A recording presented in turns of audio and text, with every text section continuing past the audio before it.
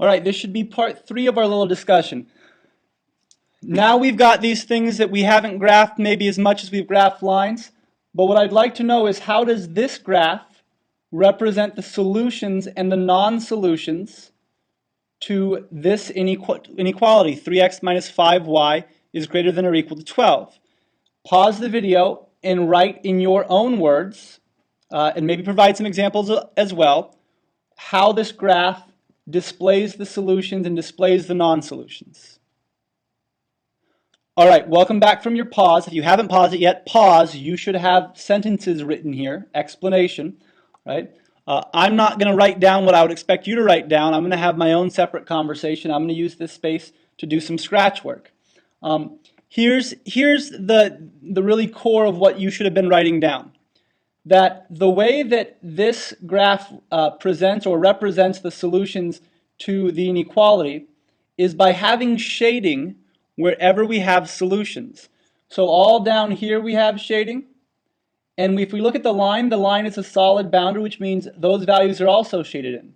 So if we were to take a point from the line, like -1, 3, and plug this into the inequality, right, we'd have 3, so this is the point, -1, -3. We'd have 3 times -1 minus 5 times -3 is greater than or equal to 12. That's -3 plus 15 is greater than or equal to 12. That's 12 is greater than or equal to 12. So we know that -1, -3 is a solution to the inequality because it makes the inequality true. This is a true statement up here because it fits the or equals to part, right? So for this inequality, not only is everything on the line a solution, but if we look at the values that are in this shaded region, in this case beneath the line, we can see that those values would also all make this inequality true, every single one of these. I don't care what point we pick. Let's go ahead and pick, let's see here, 1, 2, 3, 4, 5, 1, 2, actually let's use 1, 2, 3, 4, 5, 6, 1, 2, so that's the point, what is that? That's +6 and -2, right? If we test that point out in our inequality, we get 3 times 6 minus 5 times -2 is greater than or equal to 12. So that's 18 plus 10, which is 28, is greater than or equal to 12. This is also a true statement because it fits the greater than. In fact, everything on this side of the boundary is going to make the left-hand side of your inequality greater than the right-hand side. So that's how the graph represents the solutions. The non-solutions are represented by all of the space where we don't see shading. So if we were to take any point up here, like let's say we were to take the point 1, 4, right? This is in our non-shaded region, which is the graph's way of telling us that that point is not a solution to the inequality. We would have 3 minus 20, that's a 3. Minus 20 is greater than or equal to 12. So we have -17 is greater than or equal to 12. This is a false statement, right, which matches what we expected to see because that point is from, that point 1, 4 is from our non-solution, our non-shaded region. All right, one more quick write to do here. Do a quick write about how this graph is representing the solutions to this inequality. I want you to pay special attention to what's happening on the boundary.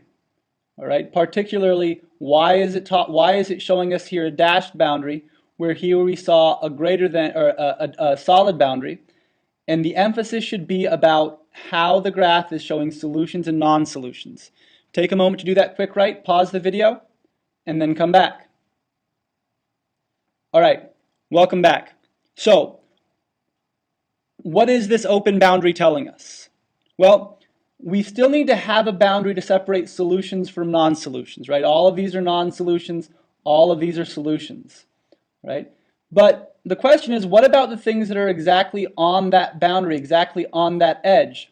Up here, we saw that those values were solutions, right? We could see that because we could take a point, plug it in, and it made the inequality true. For this inequality, right, if we take a point, we can even take the same point we took before, -1, -3. If we plug that point into the inequality, 5 times negative 3 is greater than 12. We've got negative 3 plus 15 is greater than 12. 12 is greater than 12. Now we have a false statement because we don't have the or equals to, which means negative 1, negative 3 is not a solution to 3x minus 5y is greater than or equal to 12. In fact, none of the values on this boundary are going to make the inequality true, because for all of the values on the boundary, the two sides of our inequality are going to be equal, right? We know this because that boundary is actually the line 3x minus 5y is equal to 12, right? We call it the related equation to the inequality.